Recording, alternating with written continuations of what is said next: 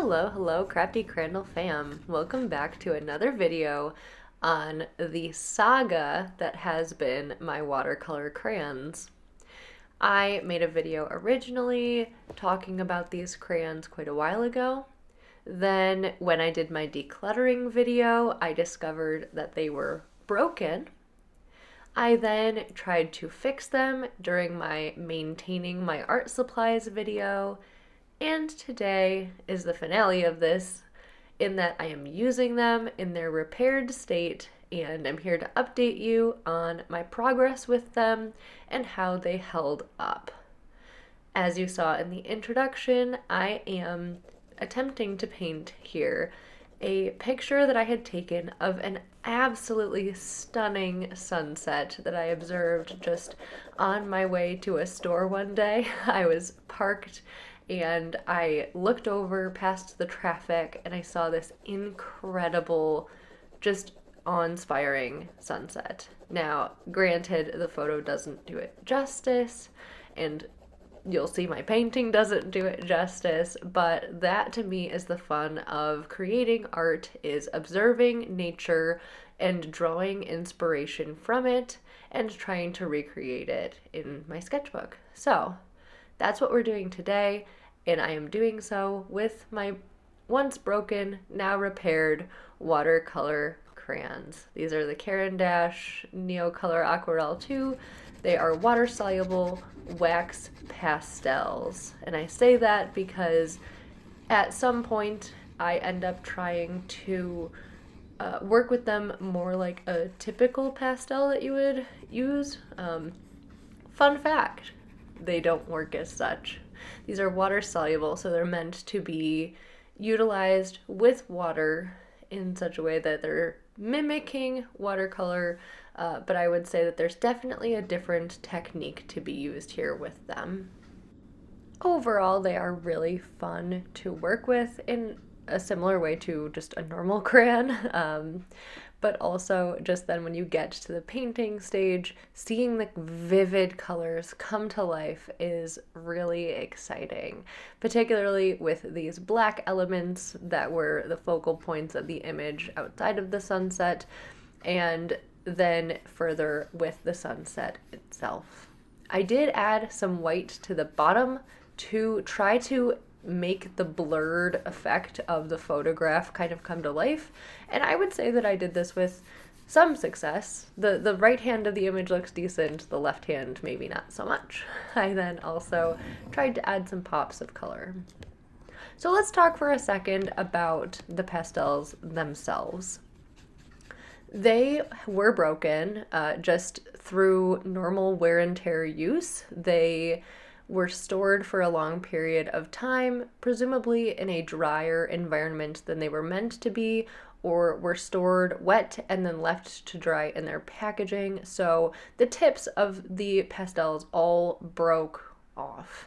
And so I essentially, quote unquote, glued them back together through the use of just water to put the tip back on. And so each one of them is in this unstable state at this point where I am wondering what's going to happen. Spoiler alert, they worked great. This actually worked, and I was so impressed. So if you have these and have had that happen to you, this is an effective method of fixing them. And I extend my gratitude to you all in the comments who told me that I might consider trying that. And I appreciate it because it worked. They worked as expected throughout this entire painting process, and I feel like with my limited skill level, I did what I could with them, not truly understanding the methodology that is needed to approach these. That is until I started using the purple. Yeah. So that happened, but honestly, it was one of the 7 or so colors that I utilized and had previously fixed, so we can expect some casualties. Looking back at the footage, I can kind of see where maybe I was at the incorrect angle for that particular one, the way that I had fixed it, and I have since fixed it again. So all in all, I would call this a very successful painting process, a successful reparation of my art supplies so that I can continue to use them, and I welcome any and all advice on how to use these more properly. As you see, I kind of iterated over color, get it wet, color, get it wet, and while this looks really pretty in some spots, in others it just didn't work. The colors got muddy, and also I experienced a waxy layer that kind of appeared after a few layers that I really did not appreciate. I did wonder whether some of my struggles were due to the brush technique that I was using as well. It was interesting to try to layer some color on top of already wet paper, as you see above.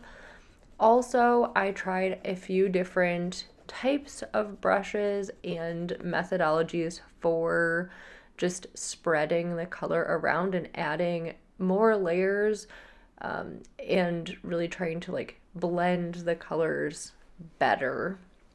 So I kept adding colors, trying to make it darker, but that was not really an effective method that I found. So eventually I just decided to keep some of the crayon texture.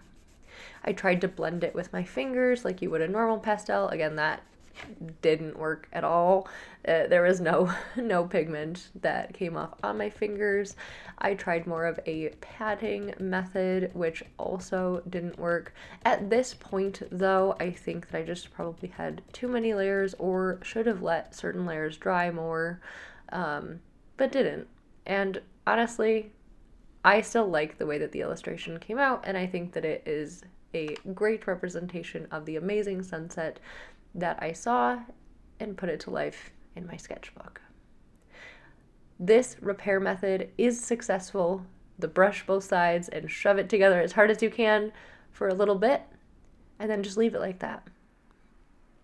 As you can see, this happened to every single one of them, and I did this effectively for all of them and made them work. So I encourage you, if you have these, you can do this. It does work, and it should be fine. Let me know your thoughts down below in the comments below. I really, really appreciate you following up and watching this video with me and experiencing yet again the Neocolor Aquarelle crayons and the saga of them breaking and being fixed. Like this video if you liked it, subscribe to my channel if you're interested, and I will catch you in the next one.